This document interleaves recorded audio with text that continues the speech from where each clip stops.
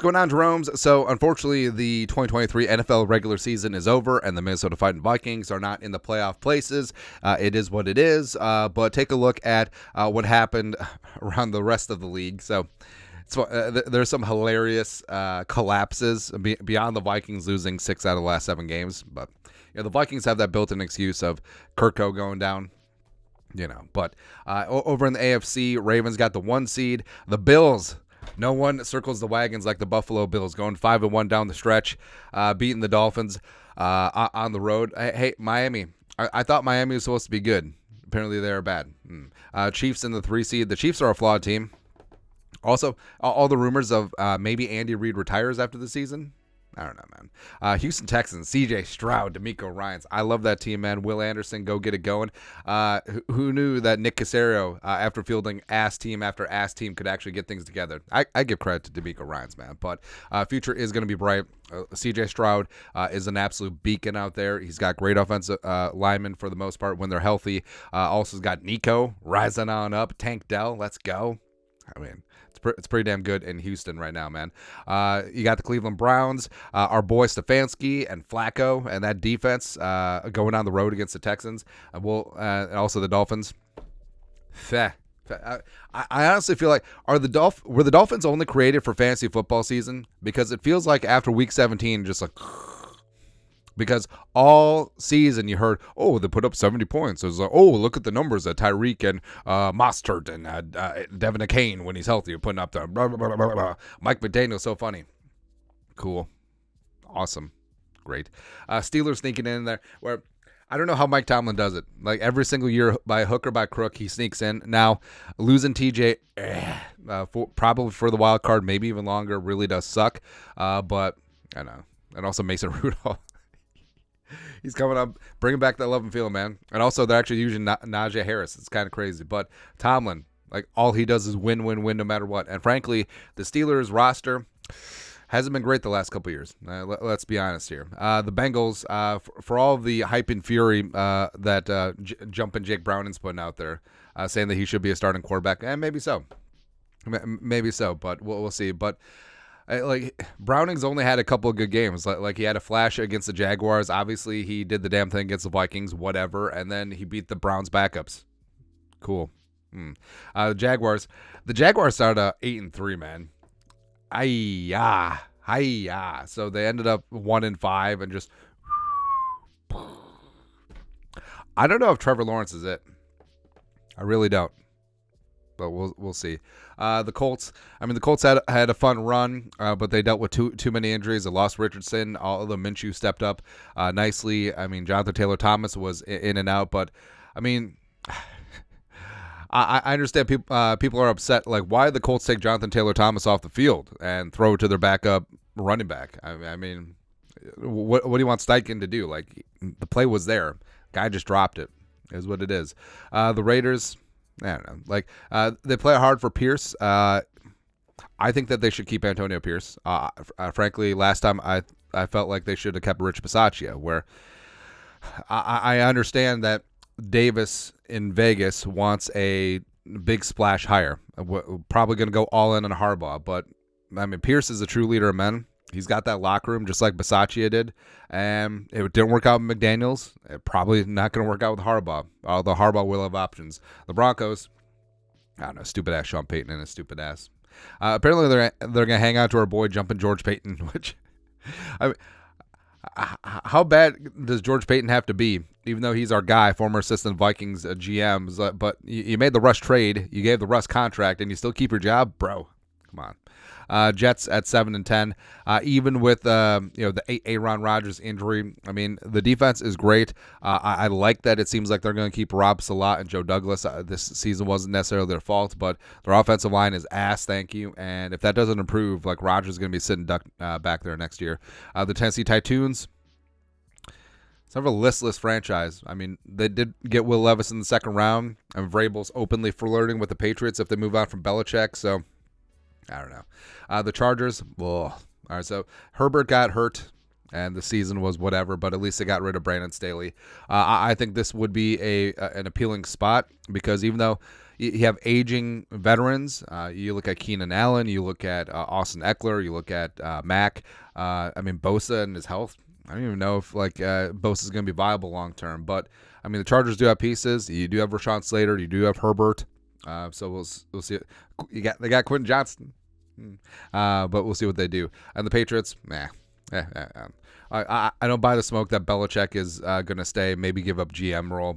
Ain't going to happen. I think that the Patriots will either trade him or they'll cut him loose, and Belichick will be out of work for about 2 seconds. But they are primed up at the number 3 overall pick to find their quarterback of the future. We'll see what happens.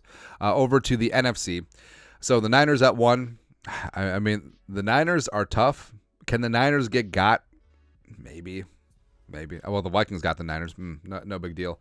Cowboys play good at home. They play ass everywhere else. They're hosting the greasy grimy Green Bay Packers, so I just want them to smack that all on the floor one time. Lions get the 3 seed. The Roar's been restored. Roar's going to get boat raced in round 1 by the Rams. Puka Nacua, they got no answers, man. And then the Bucks and the Eagles. The Eagles started out 10-1, and then they just limp into the playoffs at 11-6. It's not a good team. The defense is shredded. Hurts has regressed. There's infighting, and A.J. Brown looks like he's taking this team down. So, I don't know, man. Seattle misses. Saints miss. Vikings miss at 7-10, obviously. The Bears also at 7-10. Again, this might make me a bad fan, and I understand that the Vikings, they could have moved up one more spot if the Bears would have beat the Packers, and beating the Packers would have been great because it would knock them out of the playoffs. But I'm just really glad that the Vikings didn't finish last in the division. I don't care. Falcons fired Arthur Smith, which is a good idea. Giants down season, but it seems like they're going to hang on to Daboll, which I think is prudent. I think they should get out of that Daniel Jones contract ASAP. Also in this draft, do they take a quarterback round 1, or do they target one of the high-end receivers? Like Malik Neighbors makes sense. Odunze there. Maybe they make a move for Marvin Harrison Jr., although I doubt he gets by Arizona. So we'll see. The commies. The commies have 2. The commies have 2. They have cap space. They have new ownership. So I think that it could be an enticing spot. Frankly, Belichick is getting up there in age. I know that he's the hot name right now, but if they went after Ben Johnson and utilize these weapons, because you got Dotson, you have Samuel, you have free, scary Terry McLaurin, man. You do have pieces. But I don't know. I don't believe in Sam Howell. Even though he's like my half countryman, I don't believe him. The Cardinals, if the Cardinals roll with Kyler, which they may be pigeonholed into doing, because sitting at 4, I think the top 3 picks could all be quarterbacks, whether it's a combination of the Bears, Washington, or New England, whoever trades up there. But the Cardinals just could be handed Marvin Harrison Jr. on a platter, which is fine. If they roll with Kyler, Kyler could be that dude. Go ahead. And then the Panthers. So the Panthers have the worst owner in all of sports. They fired their GM. They fired the head coach. They don't have a first-round pick. They're free. Their key players are free agents. You look at Derek Brown. You look at Brian Burns. So, we're going to do. You can't tag and trade all of them. So you're just going to let them walk for comp picks, sure. But you do have Bryce Young, and I think this year was a bit of an aberration. You do have Adam Thielen. Ooh. So I don't know. Do they trade for T. Higgins or sign T. Higgins? I don't know. But Carolina's a bit of a mess right now. But wild card weekend. And again, I'm not saying that the NFL is scripted like WWE, but you got the Watson Bowl up top with the Texans and the Browns, and then you got Tyreek going back to Arrowhead, and then you got the Goff and the Stafford narratives with the Lions and the Rams, and then you got the Mike McCarthy Bowl with the Packers and the Cowboys. But again, I'm not saying, I'm just saying. But going through and picking these games, because screw them, this is from Pro Football Network. All right, so the Steelers, I just don't think that the Steelers without TJ can get it done. So the Bills, no one circles the wagons like the Buffalo Bills. The Dolphins on the road against the Chiefs. I know I just completely ragged on the Dolphins, and especially it's tough with them losing Bradley Chubb. But I do not believe in the Chiefs this year. I just really don't. I think Tyreek is motivated. I think he puts on a show. So give me the Dolphins that one. Browns and the Texans. This one is close. This one is super close. I want to buy in to the plucky CJ Stroud led Texans team, but the Browns with that defense and also the Flacco magic, just give me Cleveland. Weird that we have to root for the Cowboys. There you go. I think the Rams come in. I think the Rams not only come in and beat Detroit, I think they boat race them. I think they absolutely dust the Lions. And then you got the Eagles. I think the Bucks and Baker Mayfield could actually do the Eagles pretty dirty in this spot. So then round 2, you got the 6 seed Dolphins at the Ravens. Give me the Ravens. You got the Browns on the road against the Bills. I mean, the NFL loves the narrative, right? So the AFC title game is the Browns against the old Browns.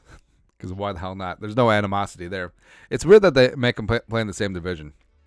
So we got the Rams on the road against the Niners. These division playoff matches are always tough, man. Like, could the Rams go in and shock the world? Actually, screw it. I mean, these aren't official picks. We're just having fun here. Cowboys on the Bucks. Yeah, whatever. All right, so give me Rams. Give me the Ravens over the Browns. I think the whole the Flacco narratives. Completely forgot about that. How could you overlook that? But Ravens versus Rams in the Super Bowl, and then give me the Ravens. That's right. Ooh, winner. There we go. Knew a purple team was going to win the Super Bowl, so I feel like I should get half credit for my preseason prediction. Anyways, that's it. Take a look at the NFL playoff bracket. Let us know your thoughts and our thoughts in the comment section below. Subscribe for daily Vikings takes. Want to support the work? Put a little something in the Venmo. But next time, Skol, production value.